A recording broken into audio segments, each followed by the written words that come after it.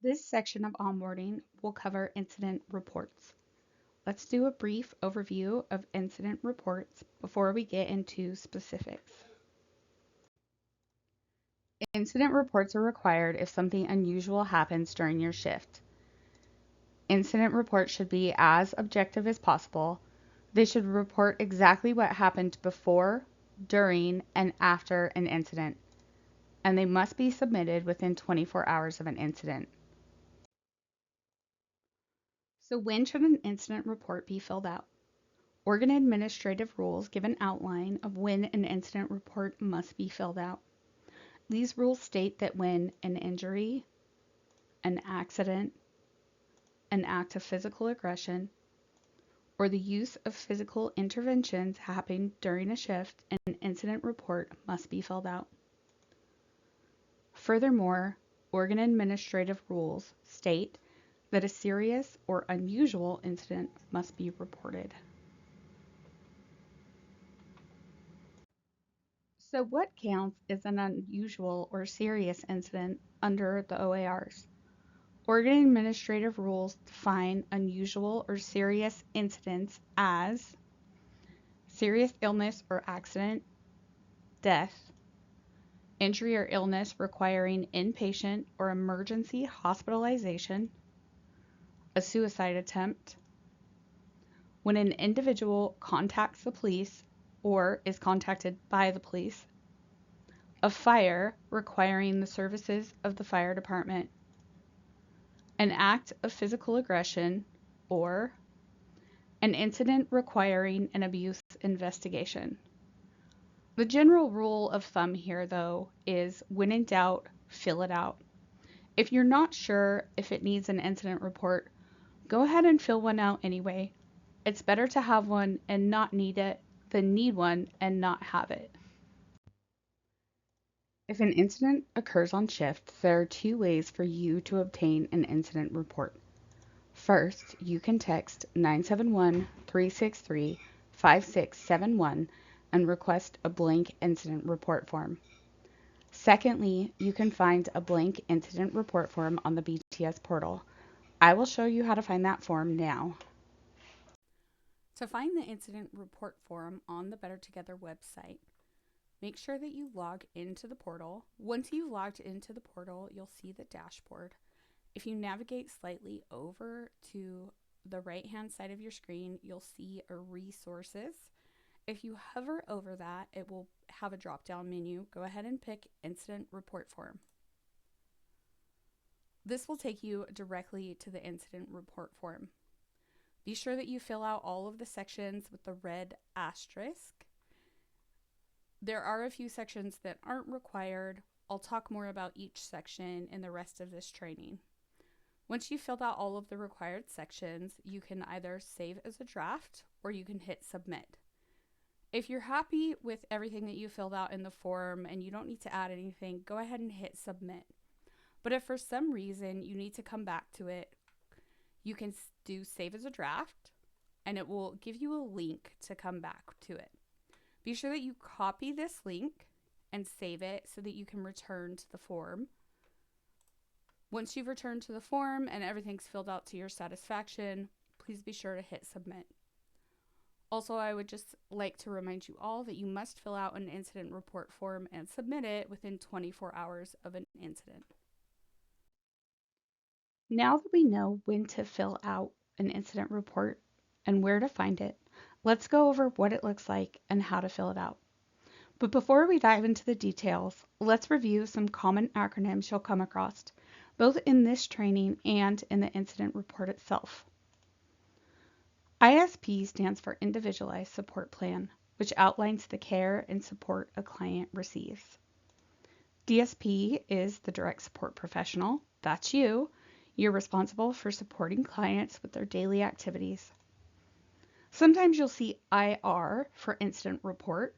This is the form you fill out whenever an incident needs to be documented. PPI is Physical Protective Intervention, and these are actions to protect somebody from harm. OIS refers to Organ Intervention Systems, which we'll discuss in more detail shortly. PBSP stands for Positive Behavior Support Plan. The PBSP is a document that outlines strategies for managing challenging behaviors. You may on occasion see PBIP, which stands for Positive Behavior Intervention Plan.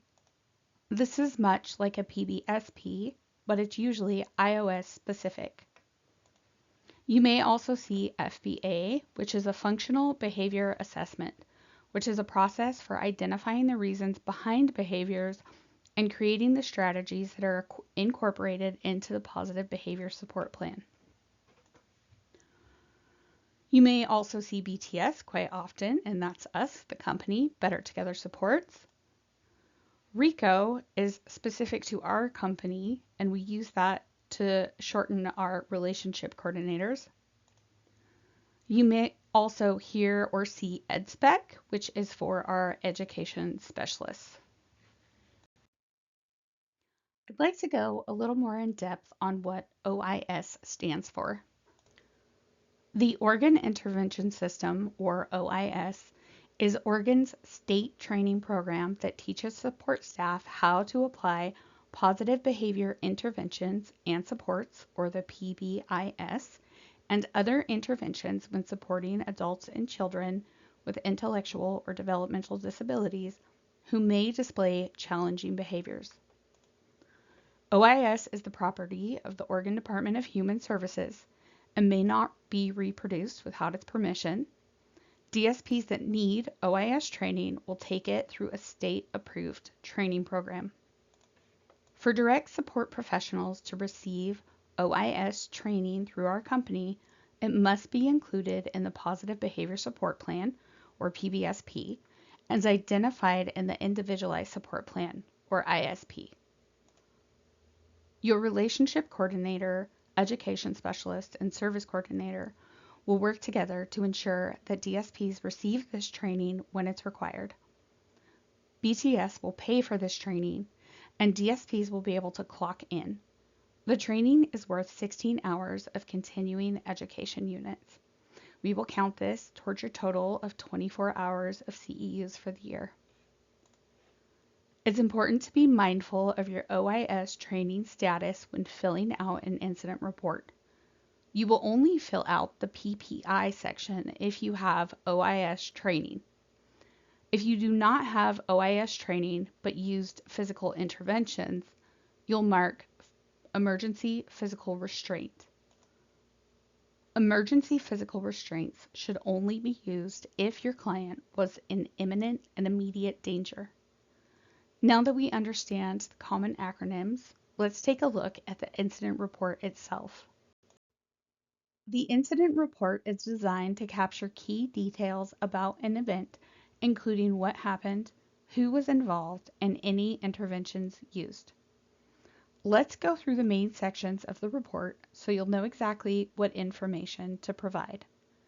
If you have any questions about completing an incident report after today's training, please reach out to your education specialist or relationship coordinator for support. The first field to fill out is your first and last name. Ensure this is your name and not the client's. Next, enter the date the incident occurred. Make sure this is as accurate as possible. Then provide the time of the incident. It's okay if you're not entirely sure of the exact time. Use your best judgment to get as close as possible. Next, estimate the duration of the incident. Reflect on how long the situation lasted from start to resolution and input the approximate time. After that, provide the location of the incident. Be as specific as possible. For instance, if it occurred at a store, include the store name and location. Go further if possible by specifying a section, like customer restroom or clothing department. Avoid general descriptions like happened at the store. More detail ensures accuracy. Then enter the client's initials. This should include the first two letters of their first and last name. For example, if the client's name is Frodo Baggins, you will enter FRBA as the initials. The next section of the form asks what type of incident happened. You can select multiple options if that's appropriate. There's also an option for other if it's not covered in this incident list.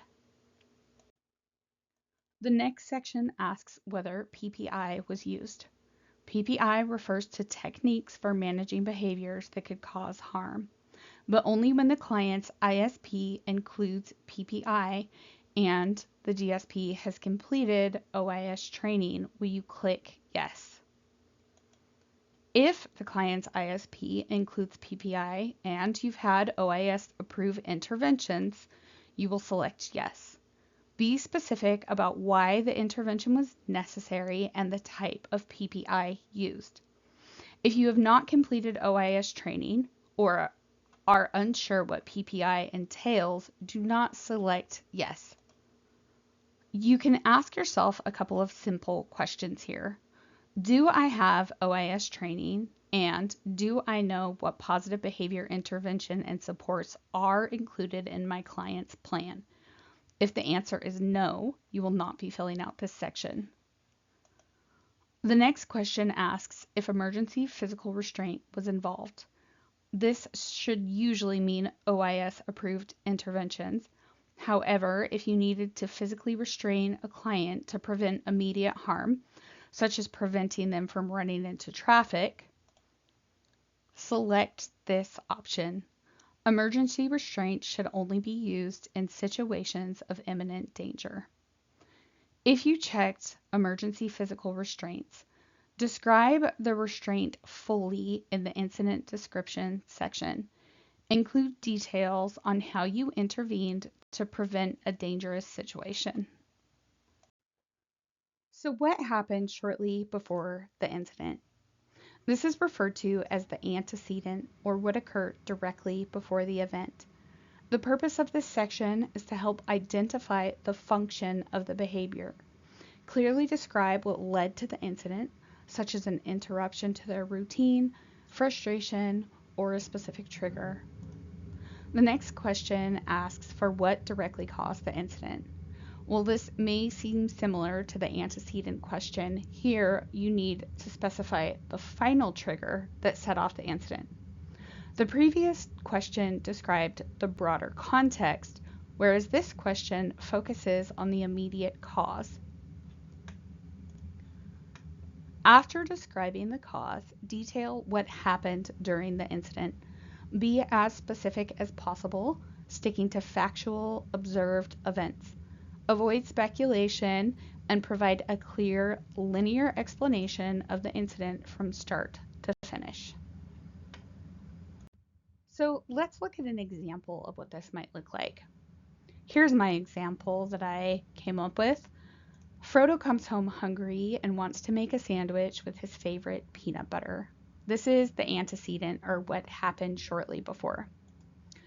Frodo discovers that all of his peanut butter is gone and there's nothing to make a sandwich with. This is the specific trigger. Frodo becomes frustrated and he throws a plate. This is the incident. So here you can see I have the antecedent, the specific trigger, and finally what happened as a result of that. In this next section, you're going to list everyone who was present during the incident. Include names and their connection to the client, such as family members, staff, or other clients. If the incident happened in public and specific names aren't known, use terms like general public or store employee. For example, in Frodo's case, you might list the gardener, Mr. Gamgee, and the gardener's son, Samwise, as being present. The goal is to provide as much detail as possible about who was there. Next, you'll describe how the incident was resolved. Focus on facts. For example, Frodo calmed down after being offered a different snack and resumed his normal activities after 5 minutes. Avoid speculation and stick to what actually happened. If the client was able to return to their day normally afterwards, include that detail as well. Lastly, there is a section for you to reflect on potential solutions using your experience with the client. any shift notes, or how the situation ties to the client's ISP goals. This is where your insights are valuable. For instance, you might suggest ensure preferred snacks are stocked at home or provide photo with options when certain items aren't available. Noting effective strategies or observed patterns can be very helpful for future situations. Lastly, you have two options when working on and submitting the form. If you're not ready to submit, you can save the form as a draft. This allows you to close the form and return to it later using the provided link. Be sure to save that link and remember to come back to complete and submit the form. And don't forget it needs to be submitted within 24 hours of the incident. Once you've completed all sections, hit submit. This will notify the relations team that the form has been submitted. Choose the option that best suits your progress, but don't forget to submit the form once it's finished.